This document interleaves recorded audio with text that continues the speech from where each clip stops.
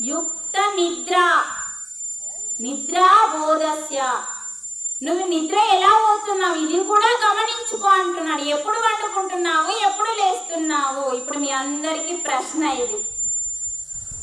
ఎప్పుడు లేవాలి, ఎప్పుడు పడుకోవాలి? మనకెవరికన్నా తెలియదా? మనకన్నీ తెలుసు. ఎప్పుడు పడుకోవాలో తెలుసు, ఏ టైంలో లేవాలో తెలుసు, కానీ చెయ్యం కాబట్టి దుఃఖం. అందుకని యుక్త స్వప్నావబోధస్య. ఎప్పుడు మెలుకోవాలి అంటే ఎప్పుడు లేవాలి, ఎప్పుడు నిద్ర పోవాలి. ఈ రెండు మనకి చాలా అవసరం. మీ అందరికీ తెలుసు, దీన్ని వివరించాల్సిన అవసరం లేదు కదిగా.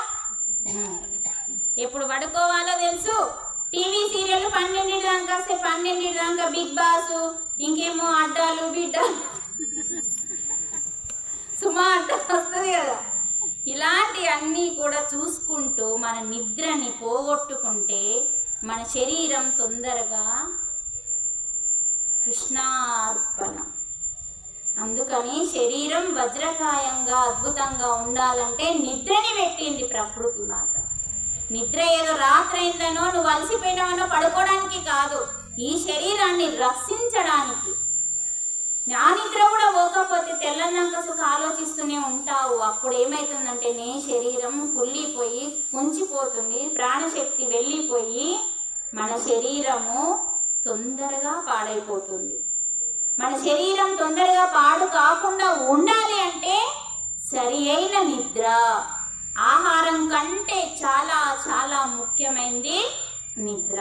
మీరే గమనించండి, ఒక రోజంతా భోజనం చేయకుండా ఉండగలుగుతామా లేదా? చెప్పండి. నేను తలకాయలు ఊపద్దని చెప్పిన, ఉండగలుగుతామా లేదా? ఉంటాం. ఒకరోజు కాదు, నేనైతే 21 రోజు ఉన్నా ఆహారం లేకుండా. అంటే ఇక్కడ అనుకుంటే చాలు, చేస్తామా చెయ్యం? అబ్బో నాతో నేనైతే ఇక్కడ అనుకున్నామనుకో. అందుకే మనం ఇక్కడ, ఎందుకంటే మానవుడు గొప్పవాడు, మాధవుడు అవడానికి వచ్చిండు. ఏ జీవికి లేని అర్హత మానవ జన్మకుంది. కాబట్టి మానవునితో కానిదంటూ ఈ భూమి మీద దేవుడు ఏం పెట్టలే. అందుకనే మానవునితో ప్రతిదీ అవుతుంది అన్నది ఒక పాయింట్ మాత్రం తల్లులారా మర్చిపోవద్దు, బీరువాలో పెట్టండి. అందుకని మనతోని ప్రతిదీ అవుతుందమ్మా.